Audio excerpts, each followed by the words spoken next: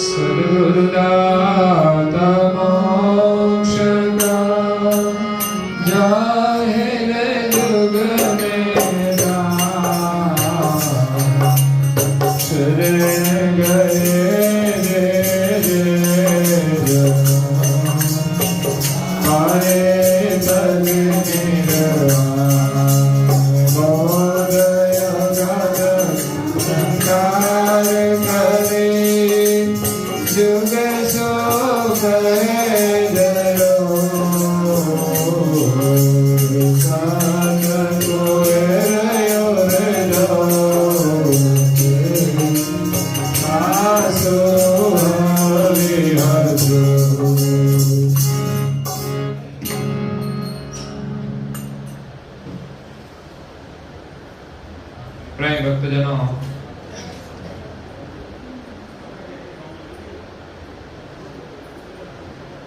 જ્ઞાન સંપ્રદાયના આદ્ય સ્થાપક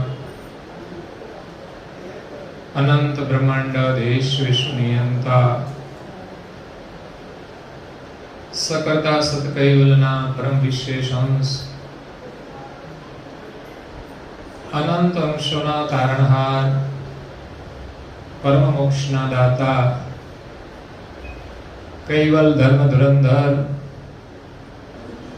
महान समर्थ परम श्रेष्ठ परम विभूतिवान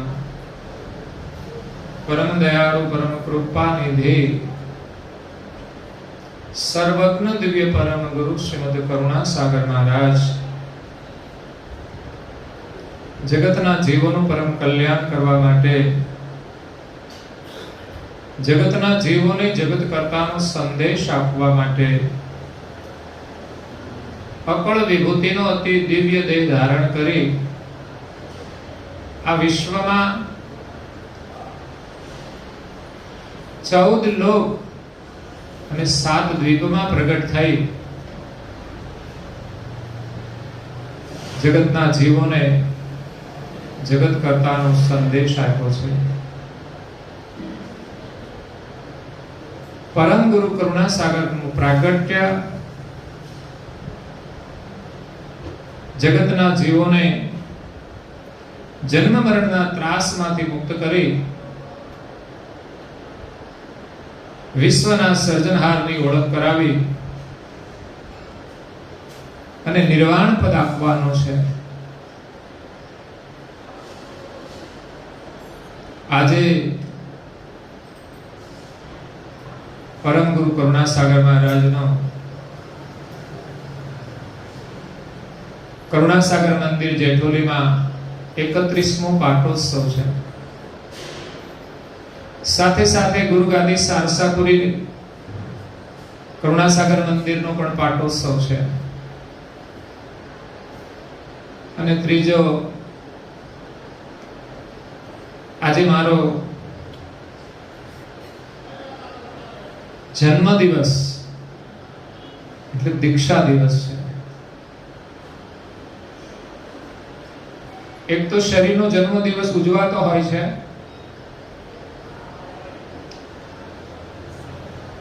એને તો 53 વર્ષ થયા છે, પરંતુ આપણા જીવનનો વાસ્તવિક જન્મ દિવસ એ દીક્ષા દિવસ છે.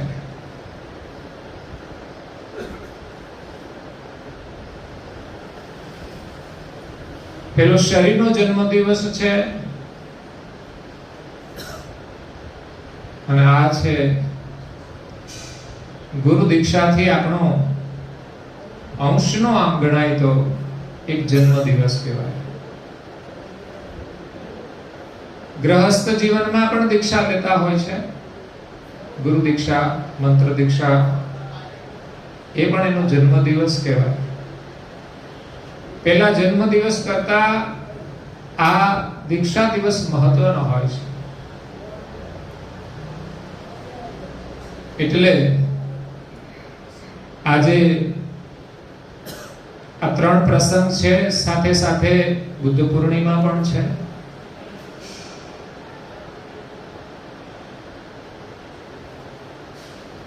તો એમનું જીવન પણ જગતના જીવોને ત્યાગનો, ભક્તિનો, જ્ઞાનનો સંદેશ આપે છે. પરમ ગુરુ આપણને જ્ઞાન, ભક્તિ અને ત્યાગનો સંદેશ આપવા માટે આવ્યા છે. આ વિશ્વના સર્જનહાર કોણ છે?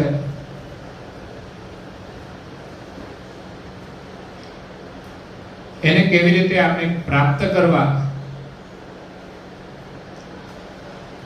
અને સંસારની માયા કેવી રીતે છૂટે એનું યુક્તિ સહિત જ્ઞાન આપ્યું છે. જે કે આગળ ઘણા બધા મહાપુરુષો થઈ ગયા છે, એમણે પણ ભક્તિ દ્વારા જગતને મુક્તિની યુક્તિ બતાવી છે. અને કરુણાસાગર મહારાજ શ્રી એમની પણ નોંધ લીધી છે.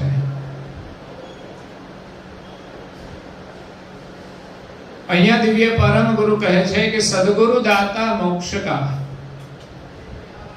જાહેર जुग में जान शरण गए जे जे जन पाई पद निर्वाण. આ જગતની અંદર સદગુરુનો મહિમા અપરંપાર છે. જેના ગુણગાન શારદા વિદ્યાની દેવી પણ વર્ણન કરવા માટે અસમર્થ છે. 1000 મુખવાળા શ્રેષ્ઠ મુનિ પણ એનું વર્ણન કરવા માટે અસમર્થ છે. તો પછી સામાન્ય ગતિનો મનુષ્ય એનું વર્ણન કેવી રીતે કરી શકે? પરંતુ જેના પર ગુરુ મહારાજની અસીમ કૃપા હોય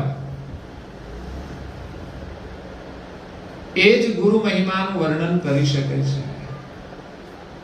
કરુણાસાગર મહારાજ શ્રી તો સર્વજ્ઞ પુરુષ છે. એ તો ગુરુ ગતિમાં સ્થિત છે. એટલે એમના માટે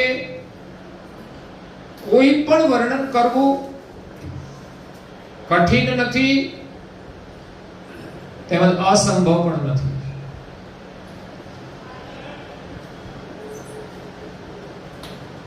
આ જગતના કર્તા કોણ છે એનું યથાર્થ પ્રતિપાદન એ પોતાના અનુભવ દ્વારા કરે છે. વિશ્વના સર્જનાર એક છે એનો યથાર્થ નિર્ણય કે જેમાં કોઈ બે મત નહીં, એવું પ્રતિપાદન કરુણાસાગર બાપજીએ કર્યું છે. અને એટલા માટે જ ગુરુની જરૂર છે.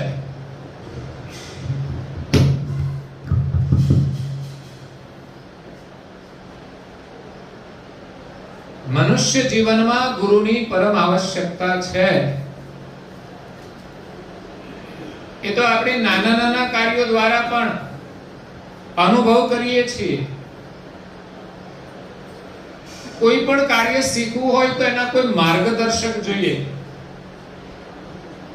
આપણે બધા જ ભણ્યા છીએ, પણ ઘરમાં નથી ભણ્યા, સ્કૂલમાં ભણ્યા છીએ. સ્કૂલમાં આપણે શિક્ષણ પ્રાપ્ત કર્યું છે પહેલા ધોરણથી લઈને, હવે તો કેજી થી આવે છે.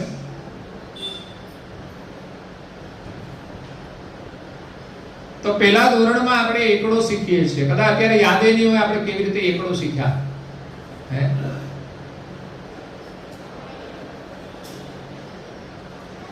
પણ એક સ્લેટ આપવામાં આવતી હતી ને એક પેન હતી, પેન લખવાનું. એક પાટીની અંદર 4 ભાગ કરીએ, પેલા 4 જ આંકડા લખતા, 1 2 3 ને 4 આવડે પછી આગળ વધવાનું. અને એકડો ઘૂંટી ઘૂંટી અને ટ્રેક્ટરના ટાયર જેવો જાડો કરીએ ને ત્યારે એકડો આવડે.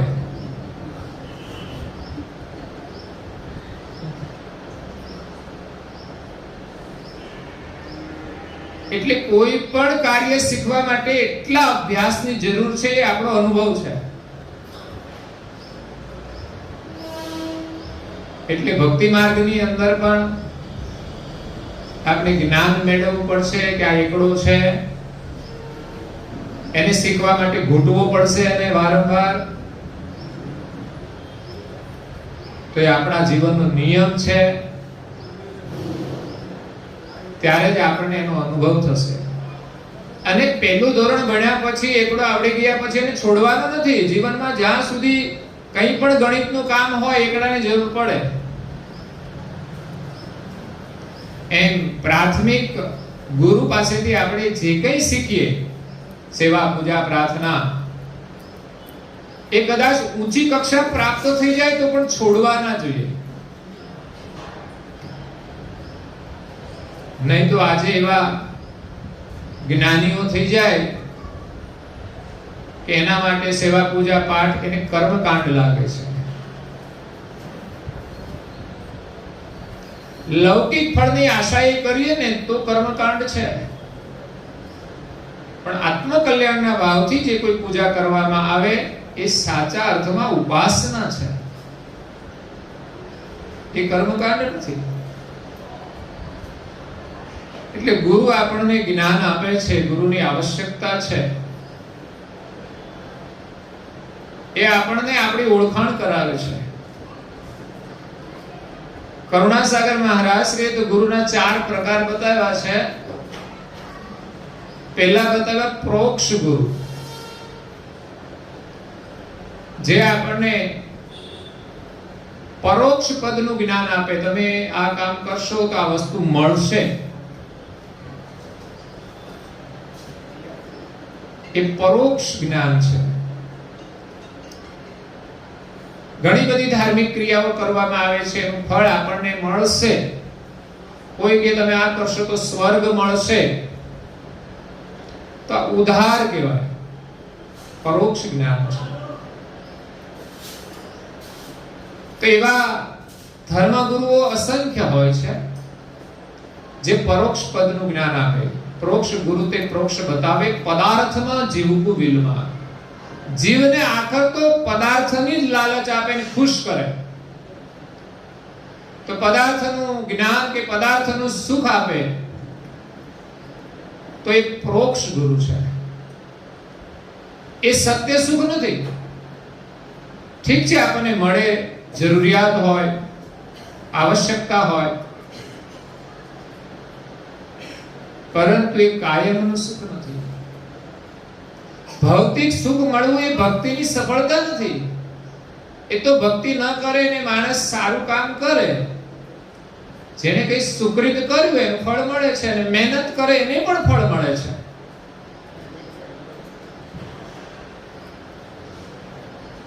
પરંતુ ધર્મ ભાવનાથી કરે તો એનું પરિણામ થોડું સારું હોય છે. ભક્તિ ભાવ વિના કોઈ કઈ કર્યું હોય અર્થ તો મળે, પણ સાથે સંસ્કાર ના મળે, શાંતિ ના મળે. એટલે એક હોય છે પ્રોક્ષ ગુરુ, બીજા હોય છે તાય ગુરુ, જે તત્વ જ્ઞાન આપે આપણને. આ શરીરની અંદર દેવી તત્વો બિરાજમાન છે, એ દેવોની આપણને ઓળખ કરાવે છે. બ્રહ્માંડમાં રહેલા જે દેવતાઓ આપણા શરીરમાં નિવાસ કરે છે, એના સ્થાન કઈ કઈ જગ્યાએ છે. આંખે સૂર્યચંદ્ર છે, કાને દિક્પાલ છે, ઓઠે અગ્નિદેવ છે, જીવા પર વરુણદેવ છે, હાથે ઇન્દ્રદેવ છે, ઉદાય ગણપતિ, નાભી વિષ્ણુ, ઉપસ્થે બ્રહ્મા, હૃદય શિવ શક્તિ, કંઠમાં જીવ શિવ, ભ્રકુટીમાં આદ્યશક્તિ, બ્રહ્મરંધ્રમાં નિરંજન. એ તત્વ જ્ઞાન દ્વારા આપણને ભક્તિનો બોધ આપે. અને જે દેવતાને પ્રાપ્ત કરવાના હોય, એનો મંત્ર હોય, એના દ્વારા એ મંત્ર સિદ્ધિથી આપણને દેવ પ્રસન્ન થાય છે. એવી ભક્તિ હોય તેનું ધામ પણ મળે છે. કોઈ કુંડલિની આવતી હોય છે, યોગ ક્રિયાઓ છે, બધી જ આ બીજા પ્રકારના જે ગુરુ છે તત્વજ્ઞાને, એમાં આવતું હોય છે. છતાં જીવનો મોક્ષ નથી થતો, કારણ કે કે આ શરીરમાં આપણે કોણ છીએ એને ઓળખીએ નહીં ત્યાં સુધી મોક્ષ નથી. અને એ પણ અધૂરો છે. આપણા માલિક કોણ છે એ ન જાણીએ કે એને ન પામીએ ત્યાં સુધી પણ આપણો મોક્ષ અધૂરો છે. એટલે ત્રીજા છે સદગુરુ. સદગુરુ સત બતાવે જે અંશ, નરણે કરી જુએ કરતા કો વંશ. વિશ્વના એક જ સર્જનહાર એમની વંશનો અંશ આ પ્રત્યેક ઘાટની અંદર બિરાજમાન છે. આ સીધું ગણિત છે. જેમણે આ જગત બનાવ્યું છે એની જ વંશના આપણે બધા જ અંશ છીએ. સંપ્રદાય કોઈ પણ હોય, આપણે બધા એક જ માલિકના સજાતિ છીએ. એટલે ઘણા મહાપુરુષે જ્ઞાન દ્વારા બતાવ્યું, સજાતિ વિજાતિની જુગતી બતાવું, દીદે પાડી દઉં બીજી ભાત.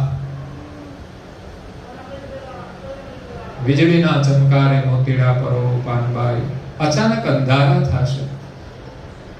માનવ જીવન એ તો વીજળીનો ચમકારો છે, એમાં આપણે હરિનામનું મોતી પરોવાનું છે. ક્યારે અંધારું થશે ખબર? સમાચાર અચાનક આવે છે ને, જતા રહ્યા. એવું જ આપણું એક દિવસ થઈ જશે. ટાયરમાં ક્યારે પંચર પડી જાય કહેવાય, હવા નીકળી જાય. એમાં આપણું પંચર ક્યારે પડે અને હવા નીકળી જાય પછી એમાં રહેતી, પહેલાને તો કઈ પંચર થાય છે પણ આમાં કઈ થશે. એટલે મહાપુરુષે આપણે બહુ જ ગંભીર સંકેત કર્યો છે કે આ માનવ જીવન વીજળીના ચમકારા જેવું છે, જતા વાર નહીં લાગે. એક ઝટકે આ શરીર છૂટી જશે અને આપણા સ્વપ્ન અધૂરા રહી જશે અને આ બધું અહીંયા જ પડ્યું રહેશે અને જે કરવાનું છે રહી જશે. જીવનનો મુખ્ય ધ્યેય પ્રભુ સ્મરણનો છે.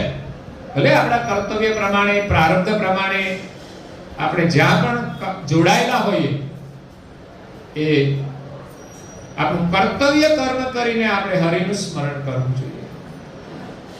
અને હરિનું સ્મરણ કરવા માટે ગુરુનું શરણ મહત્વનું છે. એમની કૃપા વિના આપણે વિશેષ સ્મરણ નહીં કરી શકીએ. ભગવાનનું ભજન કરવા માટે, ભક્તિ માટે ગુરુ કૃપા અનિવાર્ય છે. સંત સમાગમનો પણ એટલો જ મહિમા છે. પણ મોક્ષનું દાન ગુરુ આપી શકે છે. ગુરુનો એક સંબંધ છે, ગુરુના એક આશીર્વાદ છે. જેમ ઘરમાં માતા પિતા હોય એનો સંબંધ એક વિશેષ હોય છે. બાકી ઘણા બધા વડીલો હોય એના પણ આશીષ મળે, પણ માતા પિતાના આશીર્વાદ જે વિશેષ હોય એ ભક્તિની અંદર ગુરુના આશીર્વાદ વિશેષ છે. એમના આશીર્વાદ વિના આપણી ભક્તિ સફળ થતી નથી, એનું કોઈ મૂલ્ય થતું નથી. કદાચ માણસ ભક્તિ કરીને પૂજાય ખરા, એને નામના પણ મળી જાય, પણ એનો મોક્ષ થઈ શકતો નથી. એટલે ત્રીજા પ્રકારના ગુરુ આપણને આપણા સ્વરૂપની ઓળખાણ કરાવે છે કે આ શરીરમાં આપણે કોણ છીએ. કરુણાસાગર બાપજી જ્ઞાન દ્વારા સમજાવે છે કે શુદ્ધ સદગુરુ શબ્દ વિચાર જાહેર મન માહેરા, જોને અહંગ આપ નિજ રૂપ અનુપમ તાહેરા. તારું સ્વરૂપ તો અનુપમ છે, અતિ સુંદર છે, પણ આપણે ભૂલા ક્યાં પડ્યા છીએ? જે શરીર ધારણ કર્યું છે ને એ સ્વરૂપને આપણે માનીએ છીએ કે હું આ છું, ભાઈ છું કે બેન. એ શરીરને માનીએ છીએ. શરીરમાં રહેનારો બેવમાં એક સરખો છે.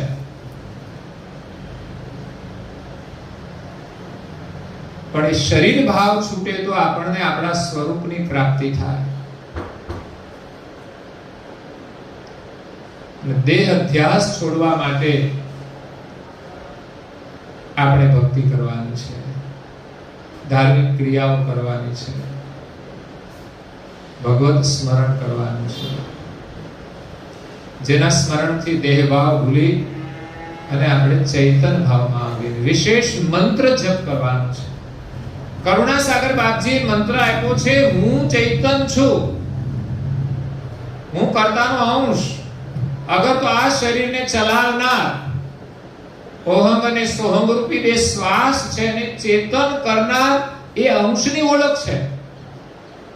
અત્યાર સુધી આત્મા અને પરમાત્મા જે ઓહમ અને સોહમ છે એને જ પોતાનું રૂપ માન્યું છે. પણ કરુણાસાગર બાપજી કહે છે કે આત્મા ઓહમ અને પરમાત્મા સોહમ એને ચલાવનાર આપણે ચૈતન અંશ છીએ, કર્તાની વંશના છીએ. માત્ર શરીરને ચલાવવું એ જ આપણી ઓળખ નથી, પરંતુ માત્ર આપણી ઓળખ, આપણું જે નામ હોય ને, આપણે એમ કે ફલાણા ભાઈ ફલાણા બેન, એટલે પોતાની ઓળખ છે. પણ પાછળ વાલીનું નામ આવે એની સાચી ઓળખ છે. એટલે આપણી ઓળખ આ શરીરમાં તો કે આ શરીરને ચલાવનાર, પ્રાણને ચેતન કરનાર, કર્તાની સજાતિનો, પ્રાણની સજાતિ નથી આપણે. એટલે ભૂલો ઘણી ત્યાં થઈ છે. આ જગતમાં એક જ કર્તાનું સ્થાપન કેમ નથી? આ શરીરને ચલાવનાર ચૈતન્ય એક જ છે, તો પછી બ્રહ્માંડનો નાયક પણ એક જ હોય. પણ આપણું જે સ્વરૂપ, જેની સજાતિનું છે સ્વરૂપ જો મળે તો જ એ કર્તાની પ્રાપ્તિ થશે. અને સજાતિ સ્વરૂપની ઓળખાણ કરુણાસાગર બાપજીએ આપી છે. રવિચંદ્ર દ્રષ્ટાંતને જોઈ પ્રતિબિંબ ભંડિતા, નિર્પાત્ર ઉભય વિલસાય જ્યોત નહીં ખંડિતા. વિશ્વના સર્જનહાર એક સૂર્ય સ્વરૂપે અંતરિક્ષમાં બિરાજેલા છે. એ અચલ છે, એનું સ્થાન છોડીને ક્યારેય વિશ્વમાં પણ આવતા નથી. જે આવ્યા છે એની પણ પરમ ગુરુએ ઓળખ આપી છે. કર્તાએ એમને વિભૂતિઓ આપી છે આ જગતનું સંચાલન કરવા માટે. એ દેવો પણ ભિન્ન ભિન્ન ગતિવાળા છે. બ્રહ્મા છે, વિષ્ણુ છે, મહાદેવ છે, શક્તિ છે, નિરંજન છે. એ સિવાય અન્ય દેવતાઓ પણ છે. પછી અંશ સ્વરૂપે બધા આવ્યા હોય. પણ આ જગતના કર્તા એ બધાથી ન્યારા છે, જે વિશ્વમાં આવતા નથી, જેનો સંદેશ લઈને પરમ ગુરુ આવ્યા છે. એમની ગતિ એમની પાસે છે કે પ્રત્યેક ઘાટની અંદર રહેલો અંશ એક કર્તાની સજાતિનો છે.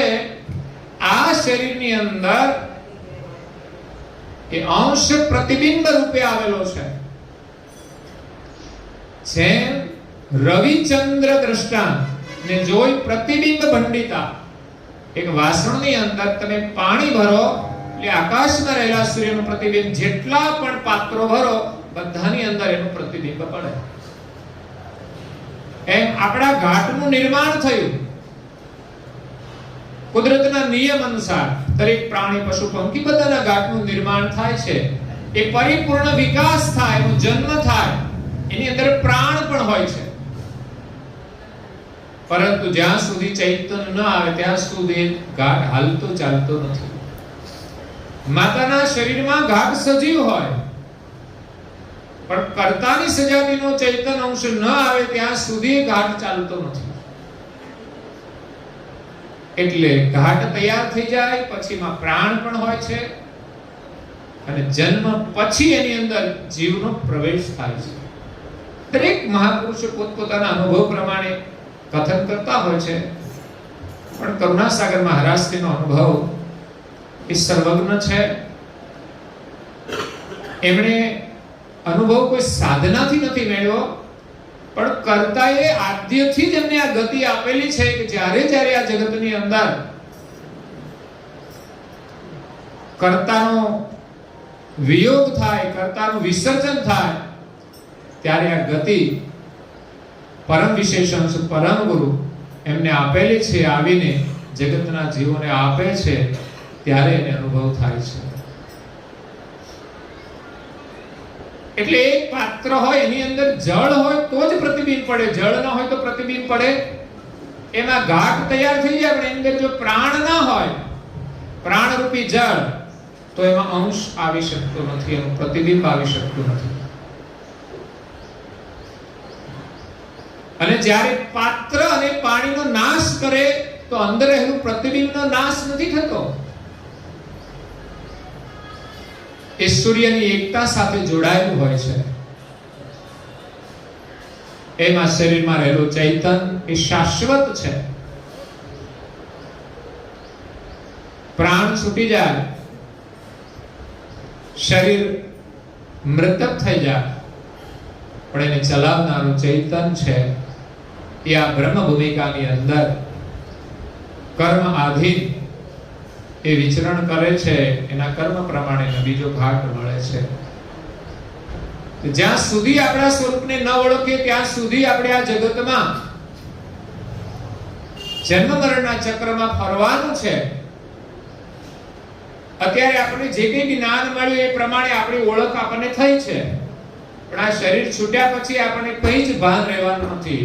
અગર તો આ શરીર ધારણ કરતા પહેલા ક્યાં હતા, કેટલાય જન્મો લીધા છે, પણ કોઈ જ જ્ઞાન નથી. પણ જ્યારે સ્વરૂપનું જ્ઞાન થશે, અનુભવ થશે, ત્યારે આખા વિશ્વનું દર્શન થશે, વિશ્વ નિયંતાનું દર્શન થશે. પણ એ ગતિ પ્રાપ્ત ગુરુની કૃપાથી થાય છે. ગુરુ એટલે એક માત્ર માનવના રૂપમાં નથી. આગળ પણ મહાપુરુષો થઈ ગયા છે, એમણે પણ ગુરુની વ્યાખ્યાઓ કરી છે. સબ ધરતી કાગજ કરું, કલમ કરું વનરાય, સાત શાયર કી મસી કરું, ગુરુ ગુણ દેખ્યા ન જાય. એટલે ગુરુનો એક અનુભવ થાય છે, એનો ગુણગાન લખવા મુશ્કેલ છે. પરમ ગુરુ કે શરણ કી મહિમા પરંપાર, શારદ શેષ ન કહી શકે, તું કેશો રહે ઇતબાર. આ જગતમાં બીજા કોના પર વિશ્વાસ આવે કે ગુરુનું વર્ણન કરી શકે? પણ મેં કહ્યું ને, ગુરુની કૃપા જેના પર પૂર્ણ હોય ને, એ જ ગુરુનું વર્ણન કરી શકે. પરમ ગુરુના કૃપા પાત્ર, એની જ્ઞાન ગતિના પૂર્ણ અધિકારી પૂજ્ય શ્રી નારણદાસજી મહારાજ હતા. જે ગતિનો અધિકાર પરમ ગુરુનો છે કે જીવને આ જન્મ મરણના બંધનમાંથી છોડાવી, સ્વરૂપનો અનુભવ કરાવીને કર્તા સાથે એકતા કરાવી આપવાની જે ગતિ પરમ ગુરુ પાસે છે, એ ગતિ પરમ ગુરુએ નારણદાસજી મહારાજને બક્ષિસ આપી હતી. એ ગતિ કોઈને ના મળી શકે. માત્ર એક અધિકાર પરમ વિશેષણ પરમ ગુરુનો કર્તાએ આપેલો છે. નહીં તો પછી લાગવત બહુ થઈ જાય. બધાને જો અધિકાર આપે તો હગા હગા લઈ લે બધા. સગા વાત બહુ ચાલે, પાછું રાજકારણની જાય, ધર્મમાં આવી જાય. પણ આમાં એવું નથી રાખ્યું. પરમ ગુરુ કોઈની પણ શરમ નથી રાખતા. જે ગતિનો અધિકારી હોય એને જ આ ગતિ મળી શકે. એટલે એક બ્રહ્માંડની ગતિ છે. જીવ અને કર્તા સાથેનું જે જોડાણ છે, એ પ્રાણ, એ પરમ ગુરુની ગતિ છે, સોહંગ સ્વરૂપ છે. આપણને બધાને જીવન મળે છે, એ ગતિ પરમ વિશેષણ છે, પરમ ગુરુના સ્વરૂપની છે.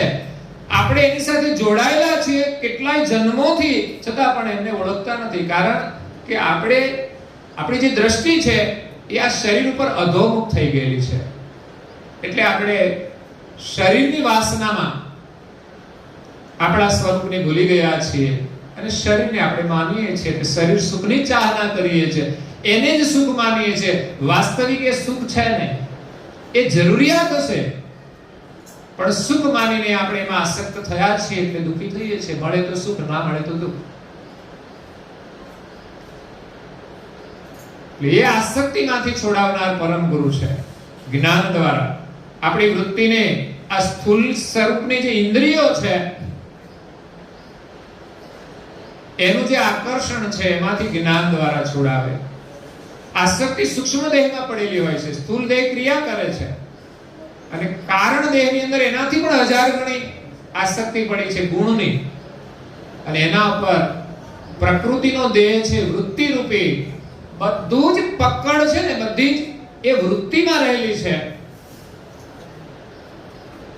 પણ વૃત્તિની પકડ ક્યારે છૂટે?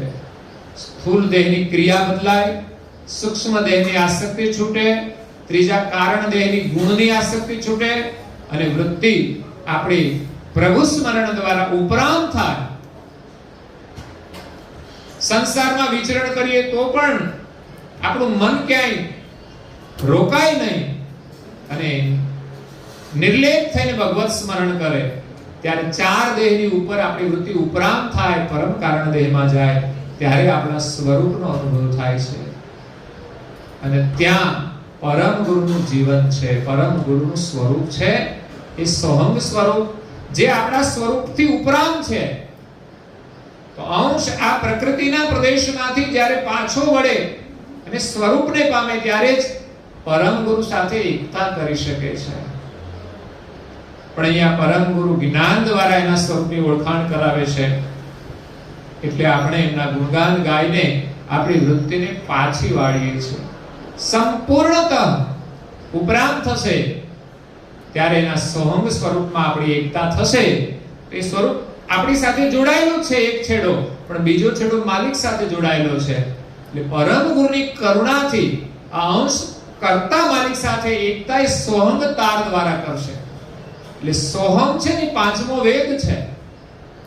સોહમ શ્વાસા સ્વસ્મહી પ્રણવ પ્રાકૃતમ જય અખિલ લોક અંતર્જ. અખિલ વિશ્વમાં જેટલા પણ લોક છે એના અંતરમાં આ જાપ જપાઈ રહ્યો છે, શ્રી વેદ પંચમો તે. અને એ પંચવેદનું જ્ઞાન અને ગતિ લઈને પરમ ગુરુ આવ્યા છે કે જેના દ્વારા આપણે મોક્ષ અને પરમ પદની પ્રાપ્તિ થાય, કર્તા પદની પ્રાપ્તિ થાય, કૈવલ પદની પ્રાપ્તિ થાય. સદગુરુ દાતા મોક્ષ કા જાહેર જુગ મેં જાન. સદગુરુ એ મોક્ષના દાતા છે, જે આપણા સ્વરૂપની ઓળખાણ કરાવે. એટલે આ શરીર, આ જે જીવ છે ને, આ શરીરના બંધનમાંથી છૂટી જાય. પણ જ્યાં સુધી પરમ ગુરુ ન મળે ત્યાં સુધી એની કર્તાની પ્રાપ્તિ થતી નથી.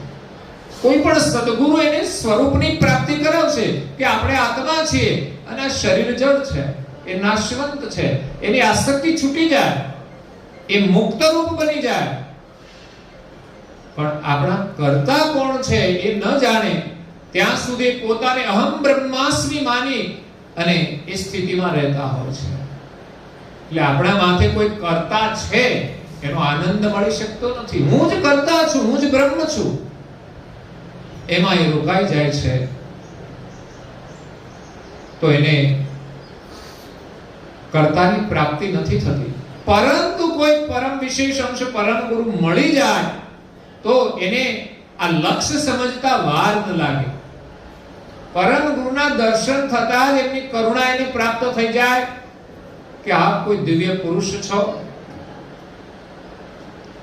અને એનું જ્ઞાન શ્રવણ કરે તરત યથાર્થ નિર્ણય કરી લે કે આપ સમર્થ પરમ ગુરુ છો, કૃપાવંત થઈ અમને દીક્ષિત કરો જેથી અમને પણ માલિકની પ્રાપ્તિ થાય. એવા અસંખ્ય ભક્તોને પરમ ગુરુએ વૈકુંઠની અંદર પણ કૈવલ લક્ષ્ય પ્રદાન કર્યો છે.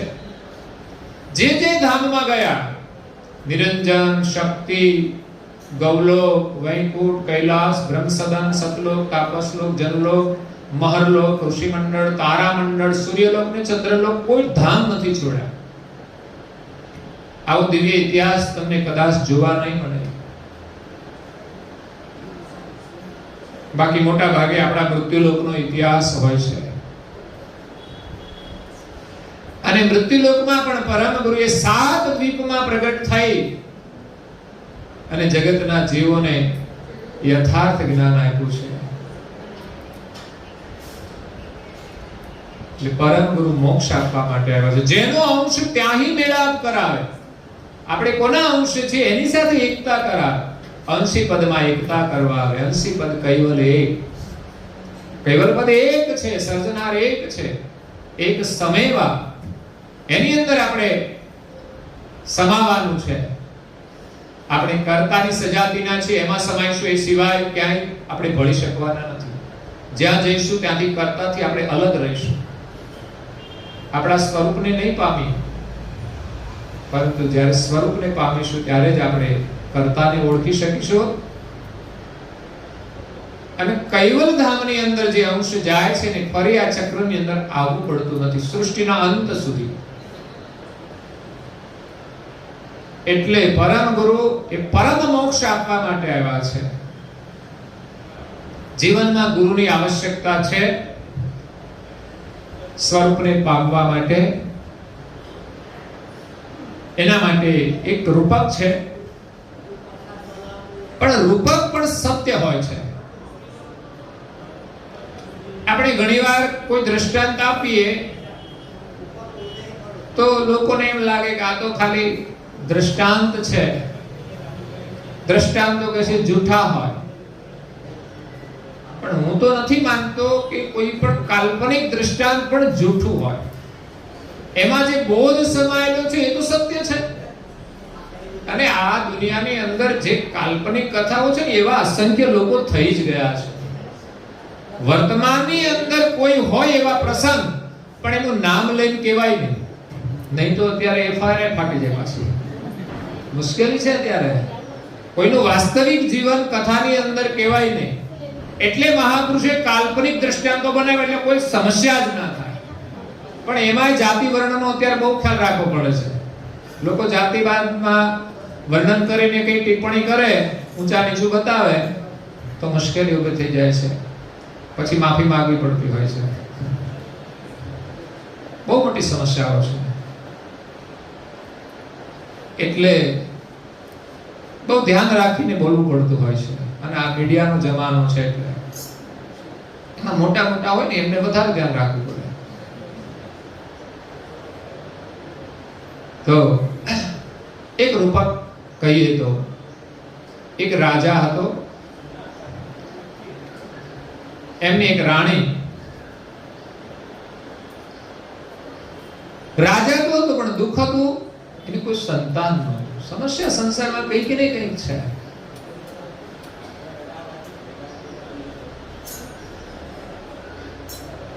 બાકી જેને કોઈ મહત્વાકાંક્ષા નથી એને કોઈ દુઃખ નથી.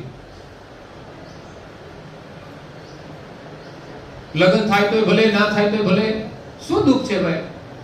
કેટલા રસ્તા ભગવાને ખુલ્લા મૂક્યા હોય છે ના થાય તો, પણ કોઈ સમજતા જ નહીં.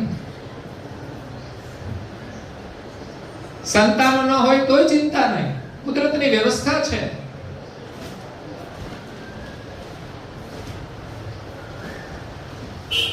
તમારે સેવા કરવી હોય તો ઘણા બધા સંતાનો છે. ભાઈઓ ના હોય, કુટુંબ ના હોય, સગા ના હોય, ગરીબ ના હોય, અનાથ હોય, કોઈ પણ ને તમે સંતાન બનાવી શકો છો. એટલે રાજાને એક વાતનું દુઃખ હતું કે કોઈ સંતાન નથી. અને આવું દુઃખ હોય એટલે સ્વાભાવિક લોકો કંઈક ને કંઈક ટેક રાખે, કોઈ બાધા રાખે. એટલે ભક્તિની શરૂઆત થાય આમાંથી. શ્રદ્ધા, ભક્તિમાં શ્રદ્ધા મહત્વની છે. જીવનમાં કંઈક દુઃખ હોય ને એટલે શ્રદ્ધા જ લાગે. એટલે આપણને ભક્તિમાં થોડો વિશ્વાસ આવે. જો કે આગળ જતા જ્ઞાન બહુ જરૂરી છે. એકલી શ્રદ્ધાથી આપણે કિનારે નહીં પહોંચી શકીએ, કારણ કે શ્રદ્ધા એકલી અંધશ્રદ્ધામાં પણ પરિવર્તિત થઈ શકે છે. પણ દુઃખના સમયમાં આપણે સ્વાભાવિક કંઈક કરવા માટે પ્રયત્ન કરીએ તો એમાંથી શ્રદ્ધાનો જન્મ થાય છે. અને આપણું કામ થાય એટલે વિશ્વાસ આવે છે, એટલે આપણે કરીએ છીએ. અને એવું ખરેખર થાય પણ છે, અને એનાથી સારું પણ છે. કોઈ પણ કામ કરવા માટે આપણે ધાર્મિક વિધિ વિધાન કરીએ એમાં કંઈ જ ખોટું નથી.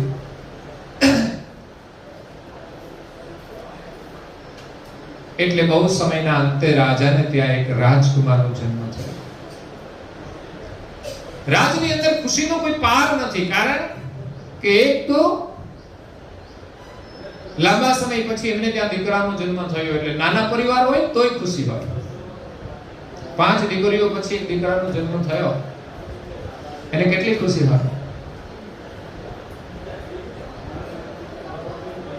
આપણે સારસાનો એક ભક્ત છે, 5 દીકરીઓ છે, પછી એક દીકરાનો જન્મ થાય.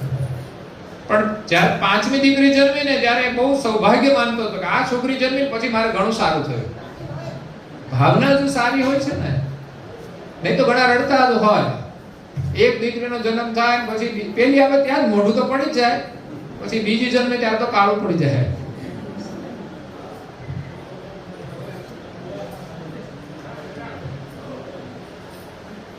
લક્ષ્મી બધાને જોઈએ છે, પણ પ્રત્યક્ષ આવે તો મોટા પગારે છે. તે છોકરાના લગ્ન કોની સાથે કરશો? તો પરમાત્મા જે પ્રકારે આપે, દીકરીના રૂપમાં આપે કે પુત્ર વધુના રૂપમાં આપે, એનો સ્વીકાર કરવો છે. એ સૌભાગ્ય છે. જો કે હવે તો માર્કેટ આવી છે, પહેલા જેવું નથી રહ્યું. દીકરીઓ પણ પગભર છે. એટલે દીકરો જન્મો એની ખુશી હતી કે બહુ સમય દીકરાનો જન્મ થયો અને એક રાજકુમારને ત્યાં, રાજાને ત્યાં જન્મ થયો, એક રાજકુમારનો. એટલે રાજ પરિવારની ખુશી હોય, એની સાથે સાથે આખા નગરની ખુશી હોય છે કે આપણા રાજાને ત્યાં દીકરાનો જન્મ થયો છે. નહીં તો સત્તાના લાલચુ હોય ને તો પછી કે છે જો આ મોટો થશે ને તો એ સત્તા પર આવશે. એટલે કાં તો બે ચાર રાણીઓ હોય ને તોય મુશ્કેલી થાય. જેમને ત્યાં દીકરાનો જન્મ થાય એટલે એનું માન વધી જાય, એટલે બીજી રાણીઓની ઈર્ષા થઈ જાય. કોઈનું સારું થાય એ ન ગમે, એ ઈર્ષા છે. એટલે લોકો ષડયંત્ર કરતા હોય છે. દીકરાનો જન્મ થયો એને મોટો કરે છે. એક દિવસ રાજા અને રાણી એ નાનકડા રાજકુમારને લઈ તેડી અને જંગલમાં જાય છે. તો રાજાની સાથે કોઈ સિપાહીઓ નથી, એમ જ રાજા નીકળી ગયા છે સહેર કરવા માટે. પણ આ મોકાનો લાભ જોઈને જંગલના જે ગુંડા લોકો હતા એ લોકોએ રાજાને રોક્યા. કારણ કે આવા લોકોને ખબર હોય કે રાજા ક્યારે એમના સુરક્ષા કર્મીઓથી રહિત રહીને બહાર નીકળે છે.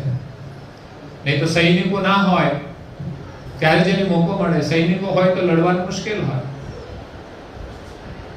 તો રાજા રાણીને એમણે રોક્યા.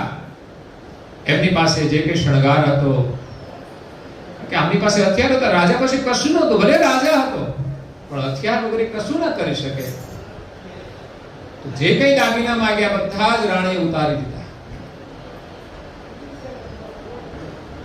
અને પછી જે લૂંટારા હતા એમણે કહ્યું કે આ તમારો દીકરો મને આપી દો. વિચાર કરો કેવી દશા થાય,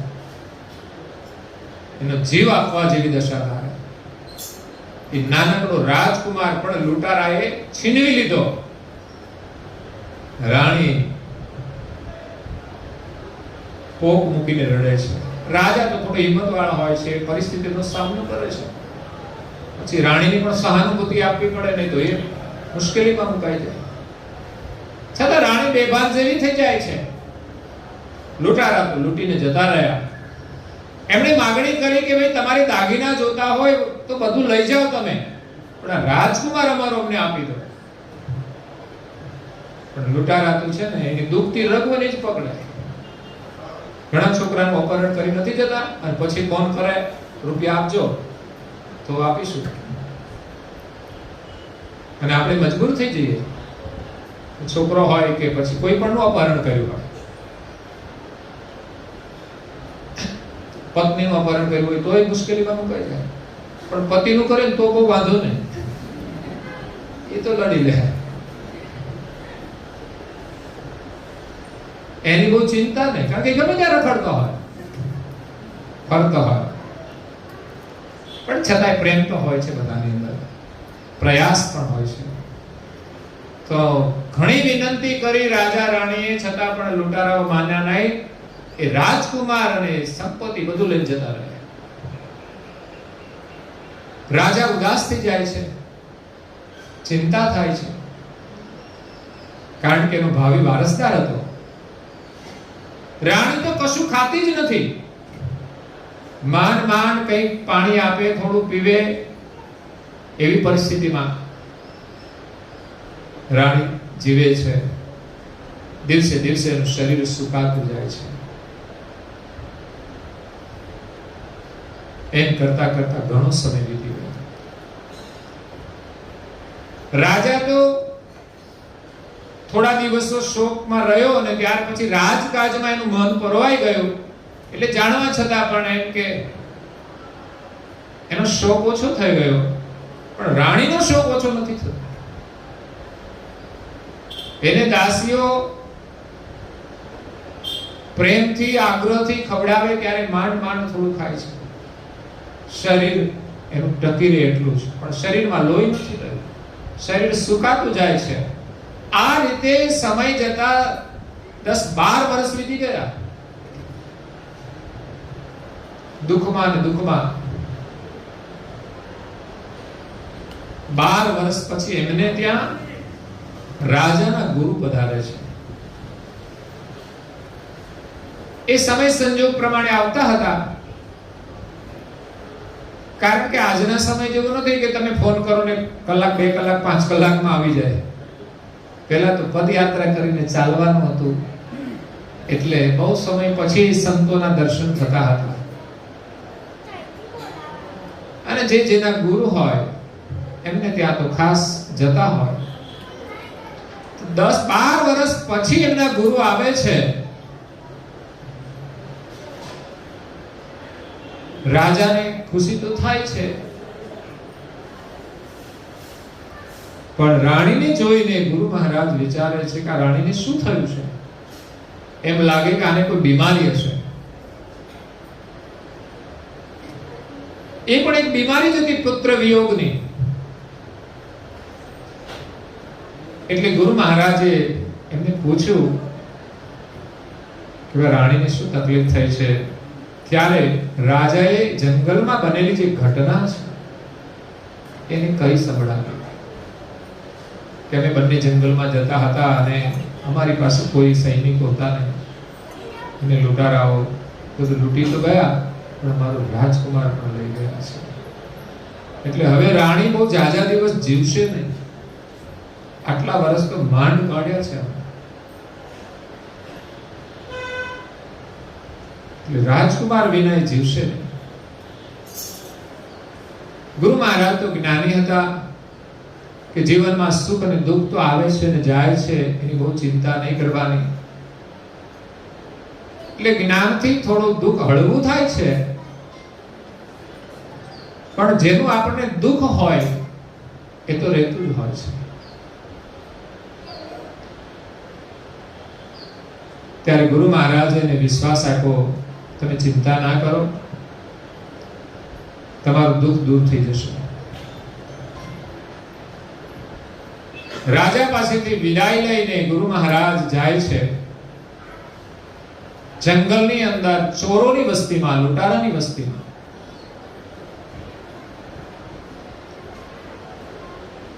એટલે લૂંટારાનું કામ તો લૂંટવાનું. ગુરુ મહારાજ બરોબર ચાતુર્માસમાં જાય છે. અને ચાતુર્માસની અંદર સંતો કોઈ જગ્યાએ સ્થિત થઈ જતા હોય છે, વિચરણ ઓછું હોય છે, પણ આજે સમય પ્રમાણે વિચરણ ચાલે છે. હજુ ઘણા લોકો ચાતુર્માસમાં વિચરણ નથી પણ કરતા.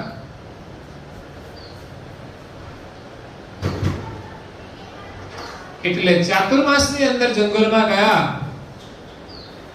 એ ચોર હોય પણ એનામાં 1% તો સંસ્કાર હોય, એમને ધર્મમાં શ્રદ્ધા હોય, એમને કોઈ દેવની અંદર આસ્થા હોય, એ પણ નારિયેળ વધેરીને જ જાય, એનું કામ થઈ જાય.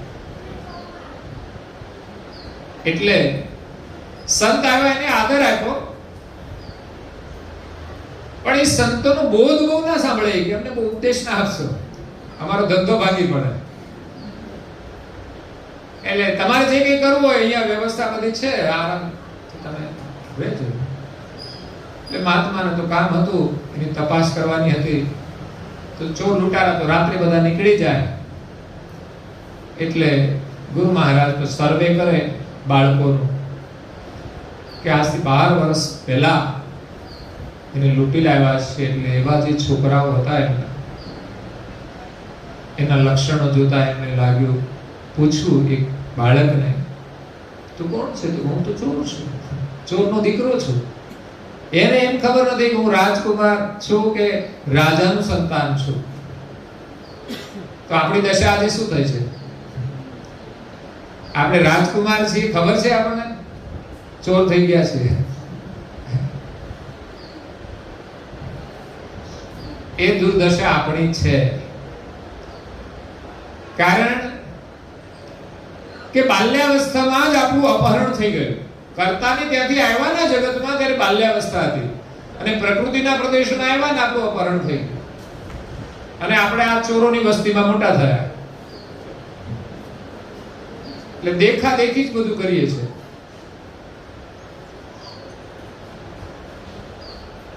તો રાજાએ બરોબર એને બધું પૂછી લીધું, પાકું કરી લીધું, અને એક દિવસ કોઈ નહોતું ત્યારે એની સાથે બધો વાર્તાલાપ કર્યો કે ખરેખર તું કોણ છે? તું ચોર નથી. આ લોકો તને લૂંટી લાવ્યા છે. તું એક રાજાનો રાજકુમાર છે. માણસ જ્યારે એવા વાતાવરણમાં રહેતો હોય ત્યારે એનું લોહી કદાચ સારું હોય ને તો પણ એ ગુણ ભૂલી જાય પ્રભાવમાં આવી. પણ જ્યારે કોઈને જગાડે ને તો પાછું એ લોહી બહાર આવે. ગમે ત્યારે એના ગુણ છે બહાર આવે. એમ ગુરુ મહારાજે જ્ઞાન આપ્યું અને કહ્યું કે તું રાજકુમાર છે. તારે ખરેખર જો સાચી વાત સાંભળી હોય તો આજે રાત્રે છે ને ચોરો સાથે વાર્તાલાપ કરીશ. તું પાછળ ઝૂંપડીને ઉભો રહીને સાંભળજે. ગુરુ મહારાજ તો જ્ઞાની હતા. ચોરો પાસેથી પણ યુક્તિપૂર્વક એની બધી વાત એમને જાણી લીધી, અને એવા જ્ઞાની હતા એટલે ચોરોને પણ વિશ્વાસ આવી ગયો કે આ તો જ્ઞાની ગુરુ છે, બધું જાણવા વાળા છે, એના આગળ ખોટું ના બોલાય. એટલે ચોરમાં એટલી પ્રમાણિકતા હોય કે ચોરી કરે ને કઈ પણ દે કે મેં ચોરી કરી છે. સંતો આગળ તો ખાસ લોકો કહી દેતા હોય છે કે અમે આમ કરીએ છીએ. સમાજ આગળ બહુ ના કહેવાય, એમાં બદનામી થાય.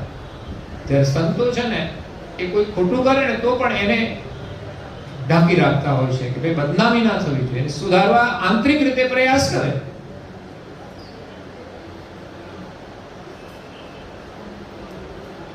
ઘરવાળા પીતા હોય તો કહેવાય આ પીવે છે, ખરાબ દેખાય.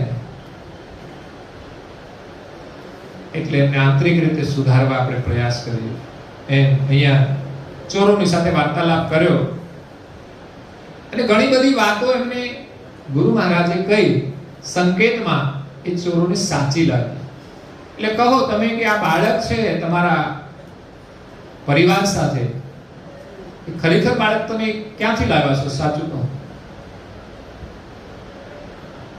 તો કે જંગલમાં એક રાજા અને રાણી જતા હતા અને એમની પાસેથી અમે ઝવેરાત બધી ચોરી લીધી અને એક બાળક હતું એ પણ અમે લઈને આવ્યા. એ આ બાળક મોટો થયો છે.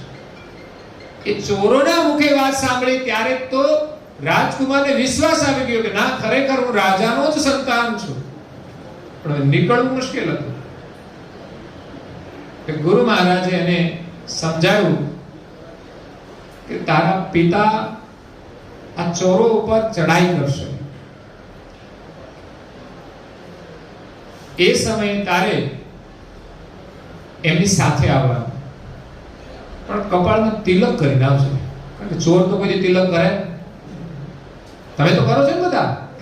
ચોર કદી તિલક કરે? તમારું શું બનવાનું છે કહો? આમાંથી બધો સંકેત મળે છે. ચોર તિલક ના કરે. તો તિલક તો કોઈ સંસ્કાર છે, સંસ્કૃતિ છે. કોઈ પણ ધર્મનું કરો એ સંસ્કાર છે.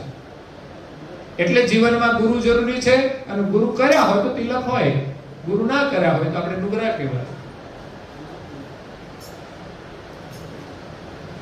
એટલે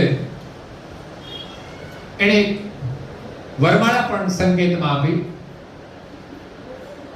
ગળામાં કંઠી આ ધારણ કરજે એ સમય, કે જેથી તારા પિતા તને ઓળખી શકે. નહીતર તો લડાઈની અંદર તો રાજકુમારનું મૃત્યુ થઈ જાય.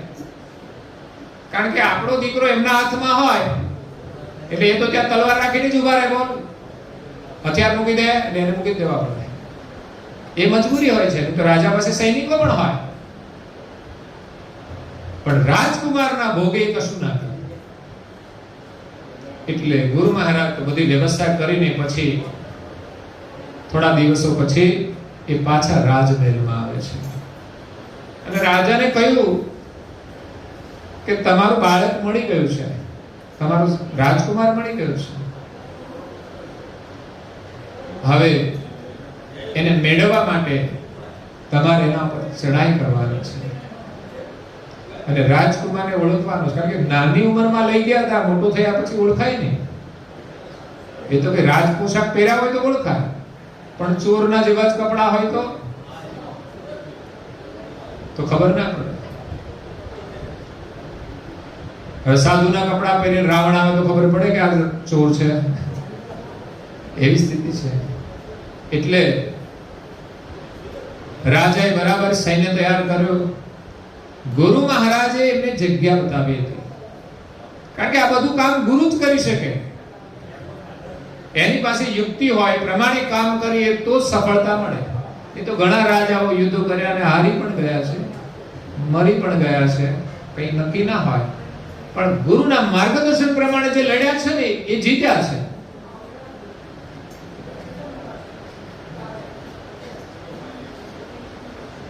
એટલે અહીંયા રાજાએ ચડાઈ કરી, સામેથી બધા ચોરો લડવા માટે તૈયાર થઈ ગયા. ખબર પડી કે રાજા લડવા માટે આવે છે. તો રાજકુમાર પણ કપાળમાં તિલક કરી લે છે, ગળામાં કંઠી ધારણ કરી લે છે, બધાની વચ્ચે હોય છે. એટલે લડવામાં ખબર પડે કે આને કઈ થવું જોઈએ નહીં. બધા સૈનિકોને કહી દીધું. એ રીતે ચોરો ઉપર ચડાઈ કરી, એનો ઘેરો કરી અને રાજકુમારને અલગ કરી અને એને લઈ અને આવતા રહ્યા. રાજકુમારને રાજા મળી ગયા, એના પિતા મળી ગયા, પણ કોણે મેળાપ કરાયો? ગુરુએ કરાયો છે. એને રાજકુમારની પોતાની ઓળખ પણ ગુરુએ કરાવી અને રાજકુમાર એના પિતાને ઓળખતો નહોતો.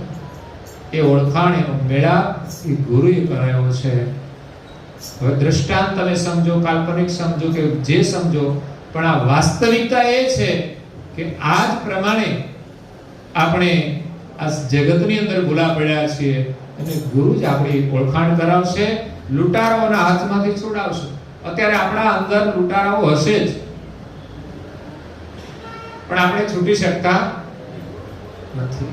ગુરુની કૃપા થાય તો છૂટી શકાય, બાકી આપણે જાતે છૂટી શકીએ એટલી તાકાત આપણામાં નથી. એટલે સદગુરુ દાતા મોક્ષ કા જાહેર જુગ में जान शरण गए, जे जे जन पाए पद निर्वाण, बोध अगाध अहंकार કરી. અગાધ બોધનો અહંકાર કરી જુગ સુ કહે જરૂર. આ જગતને એમણે કહ્યું છે, બોધ દ્વારા સત કુબેર ઉર્જો લખે તાસુ હરિ હજુર. પરમ ગુરુનો ઉપદેશ જો હૃદયમાં ધારણ કરશે એમના માટે હરિ હજુર છે. એવા ભક્તા દીઠા બહુર રે, એ હજુર નર કોઈ રહે, હજુર નર કોઈ. બકવાસ કરતા તો દુનિયામાં બહુ છે, વાતો કરતા, પણ હજુરમાં રહેવા વાળા તો કોઈ વિરલા હોય છે કે જે ગુરુના વચન દ્વારા એમની હજુરમાં રહેતા હોય. ગમે તે કામકાજ કરતા હોય પણ એની હજુરમાં હોય, એના સાનિધ્યમાં હોય. એટલે પરમ ગુરુ આપણને મોક્ષ પ્રદાન કરવા માટે આવ્યા છે. તો આજે પરમ ગુરુ કરુણાસાગર બાપજીનો 31મો પાટોત્સવ આ જેઠોલી ગામમાં છે. પરમ ગુરુનું પ્રાગટ્ય થયું 251 વર્ષ થયા ગુરુગાદીમાં. પરંતુ આ ગામની અંદર એક મંદિરના રૂપમાં પરમ ગુરુનું પ્રાગટ્ય એ 30 વર્ષ પહેલા થયું. આ વડીલોએ મહેનત કરી, પુરુષાર્થ કર્યો, એમની ભક્તિ દ્વારા એમને આ મંદિરનું નિર્માણ કરી અને સ્થાપના કરી. એ વડીલોને પણ આપણે શુભકામનાઓ આપીએ છીએ, ધન્યવાદ આપીએ છીએ કે તમારા વાવેલા જે બીજ છે એના ફળ અમે ખાઈ રહ્યા છીએ. તમે આજે સ્થાન બનાવ્યું તો તો આજે એક વટવૃક્ષ બન્યું છે, એની છાયામાં અમે બેઠા છીએ.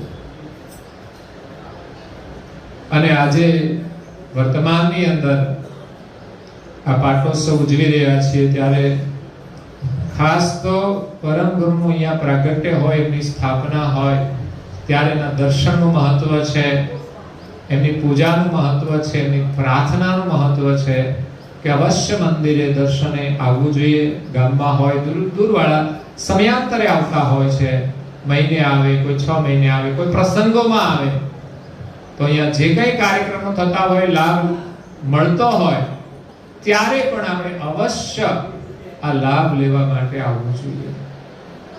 પરમ ગુરુ અહીંયા બિરાજમાન છે અને એની પ્રેરણાથી જ આપણે આ બધો લાભ લઈ રહ્યા છીએ. તો એમની આજ્ઞા પાળી આપણે એના આશીર્વાદ પ્રાપ્ત કરવાના છે. એક તો જીવનમાં ગુરુ અને ગુરુ પ્રત્યે શ્રદ્ધા.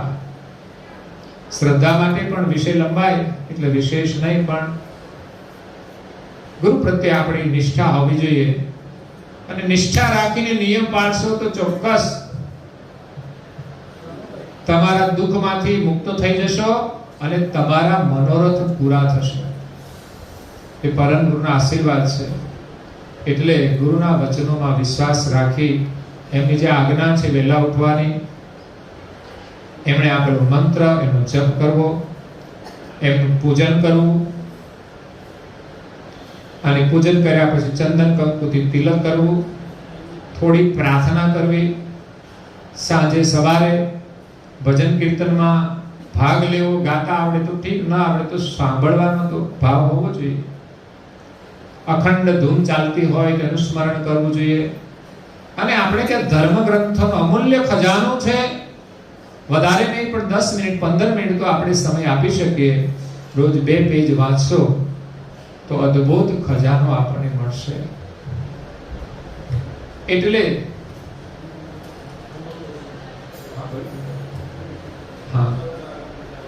પરમ ગુરુની પૂજામાં જ્ઞાન છે, ભક્તિ છે અને ત્યાગ છે.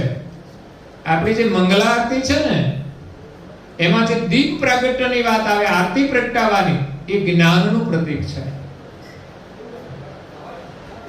ઇન્દ્રિય એકાદશ બાતી કરે, 11 બત્તીઓ થાય એટલે શું થાય? પ્રકાશ થાય. તો જ્ઞાન મેળવવાનું છે. પછી પ્રેમ પુષ્પ ધરો હાર હરી, એ ભક્તિ છે. પ્રેમનું પુષ્પ આપણે ગુરુ મહારાજને પહેરાવી અને ભક્તિ કરવાની છે.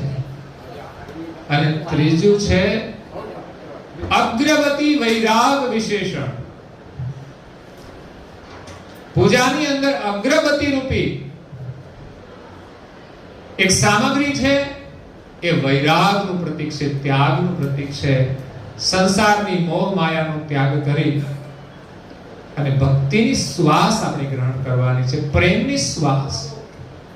બસ પ્રેમની પરિભાષા સમજી જઈએ ને તો આપણી ભક્તિ સફળ છે અને આપણું જીવન પણ સફળ છે. પ્રેમ કરતા શીખવાનું છે. હજુ કોઈને પ્રેમ કરતા નથી આવડતું.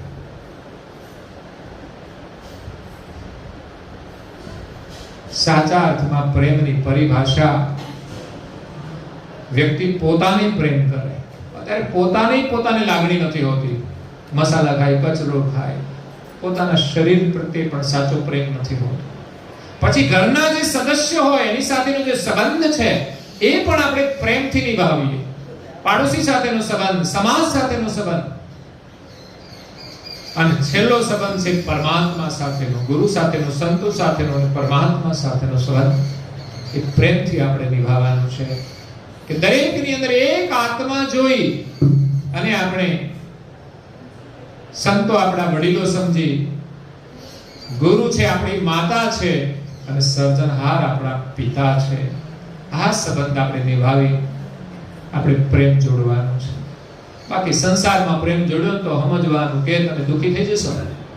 સંસારનો વ્યવહાર છે, એ ક્રિયા કરવાની છે. આપણું કર્તવ્ય નિભાવવાનું છે ધર્મ સાથે રાખીને. પણ ધર્મ ભૂલીને કરીશું કઈ તો મુસીબતમાં ફસાઈ જઈશું. તો આજે પાટોત્સવ પ્રસંગે આપ સૌને પરમ ગુરુના ખૂબ ખૂબ આશીર્વાદ છે, શુભકામનાઓ છે. સવારે પ્રભાત ફેરીથી આજની શુભ શરૂઆત થઈ છે. ત્યારબાદ ઉપાસના અને અત્યારે કથા સત્સંગનો આપણે લાભ લઈ રહ્યા છીએ. સમય ઘણો બધો થઈ જાય છે અને આજે આપણે આંગણે અતિથિ વિશેષ પરમ મિત્ર એવા રડોદરા મુકામેથી સ્વામિનારાયણ મંદિરથી પાર્ષદ વર્ય જીતુ ભગતજી પધાર્યા છે. એનો પણ સન્માન કરું છું શબ્દોથી. ફૂલોથી પણ આપણે એમનું સ્વાગત કર્યું છે અને સાલ ઓઢાડીને પણ સન્માન કરીશું. તો એ પણ આપણને પ્રાસંગિક આશીર્વચન પાઠવશે, ઉદ્બોધન આપશે. તો અહીંયા મારી વાણીને વિરામ આપું છું.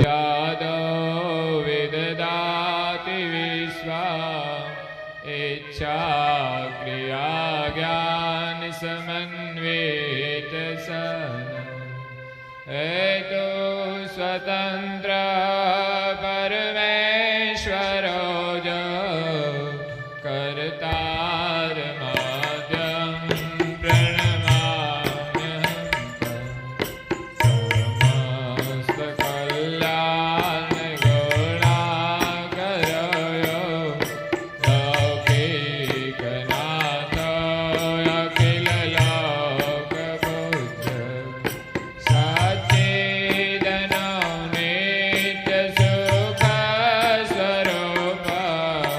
करतार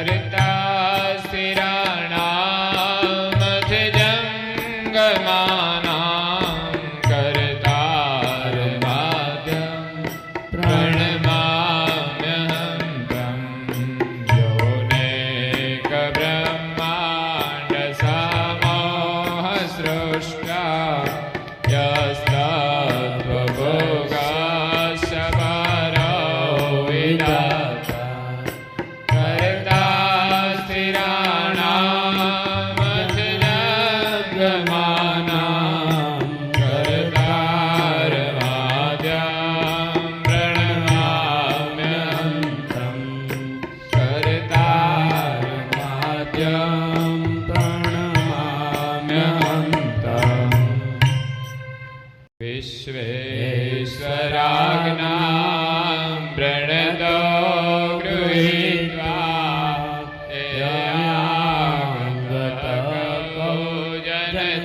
जनतारणाय रोभ्यो न रूपेण ददाति बोधं नमामि देवं करुणान्यन्तम् जना